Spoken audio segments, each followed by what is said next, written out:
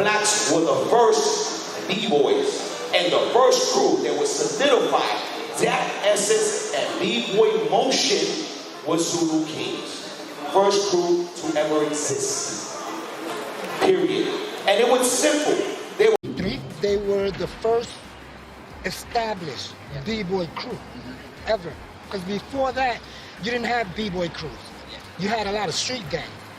Maybe this gang might have one dance or two dances, or maybe a lot of these guys in this gang could dance, but there was never really a b-boy crew.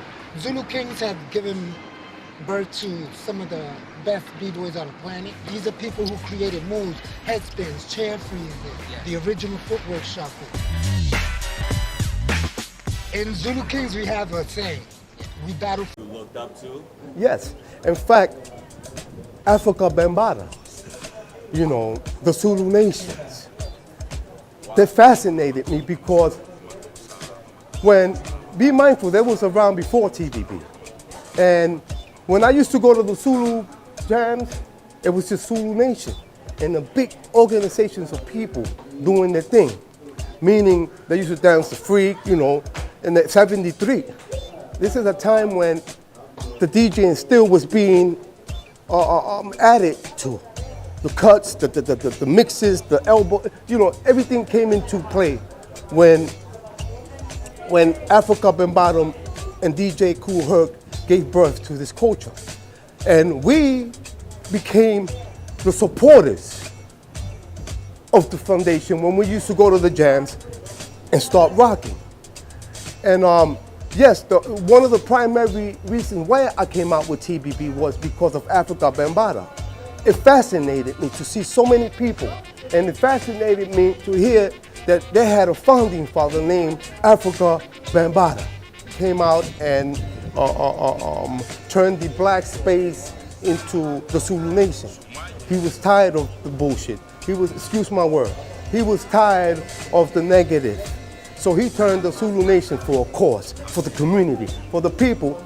And to some degree, I tried that, but I wasn't as organized as this brother was, because he was just much older than us with much more experience. You know, we was just young kids. We used to smoke dust, dance, and just run around like a pack of hyenas. And I can't sugarcoat anything. I gotta give it to the people raw to understand that this culture started out with a bad fuse that has turned it into an extraordinary, beautiful energy today. So in 19... Considered underground. And so Kool Herc brought everything out into the open.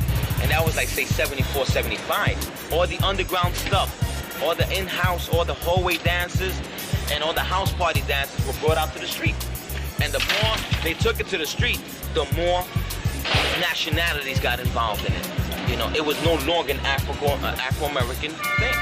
The Hispanic took to the dance. DJ Kool T and Mr. Lee.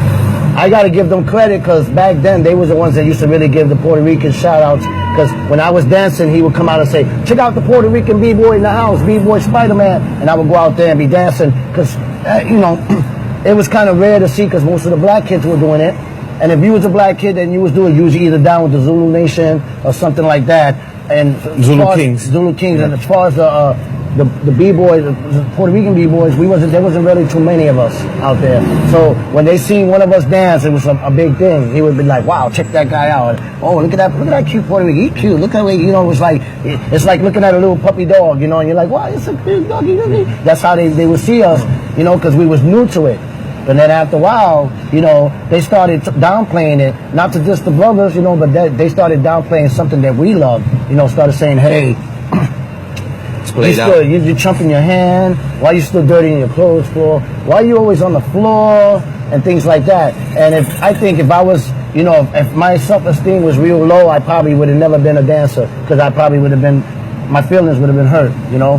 But instead, I love this dance so much, I continue to do it. And everybody else, as far as Puerto Rican b-boys, through the generations, they felt the same way. It just got bigger and better. We got bigger, better, stronger. The era that we, because they went to those parties watching them, so they started to form the Zulu King b-boys with Charlie Rock and them. After them came the Puerto Ricans. The Puerto Ricans started watching the Little Zulu Kings. That's Beaver and them. Beaver's the president of Little Zulu Kings He started in 77, 78, and he started when everybody else retired. B-boys was played out. The breaking was played out in 77. From 71 to 77, it was being done that whole time. And then originals, they thought it was played out. They went over to something else, like doing the hustle, electric boogie. They moved on to something else. But when the Puerto Ricans found it, they found it when it was already played out. Nobody was doing it anymore except the baby blacks, the baby little Zulu Kings. That's who inspired them. And that's how you get your rock steadies and your Bronx boys and your Rockwell Association. All these guys, they came later after the little Zulu Kings. Charlie Chase, all the first Latin DJs and the first Latin rappers, they came late. They came 77, 78. They all came later. And they all each have a story. Like whipping those guys, right? Like whipping those guys. And they tell you, Prince Whip, Charlie Chase, Tito, Disco Wiz, they all tell you it was racism. Puerto Ricans used to get at them like, why you hanging with the Morenos? Why you trying to act like and dress like the Morenos? Why you talking like them? Because they spoke a lot of Spanish back then. Mira this. Then with the blacks is like, yo, why is he here? Why Jose is here? Why he not playing with a salsa band or something? Why he not doing merengue? They said, nah, he cool. He with us. He learning. That's how that went. That's the part they're not telling you. Those are the details. Hip hop didn't have a name and it existed for like 5 to 7 years before a Latino got into it. After them came the whites with Disco Fever. The owner of the Disco Fever was the first. Main crews. We've talked about this before. 74, 75. Who were the main crews and who were they? Let's talk about that. All right. I'm gonna give you the main crews, and unfortunately I have to cut off after that, all right? Okay. And I'm gonna let you, speak on that, and I could always chime in on the chat or something. Yeah. But the foundational b-boys, man. These are the b-boys with the moves, the floor moves, the footwork, the steps, the steps that had names.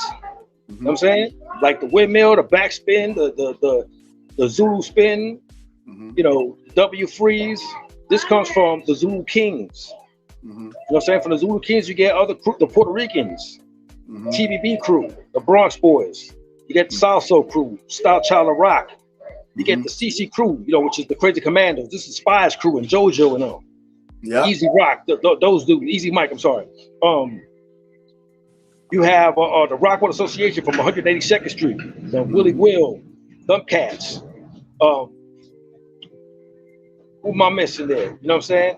There's a few other cats from the South Bronx and from Manhattan that I can't recall because they didn't come around my neighborhood. Yeah. But I pretty much mentioned you the top dogs. That's it. Yeah.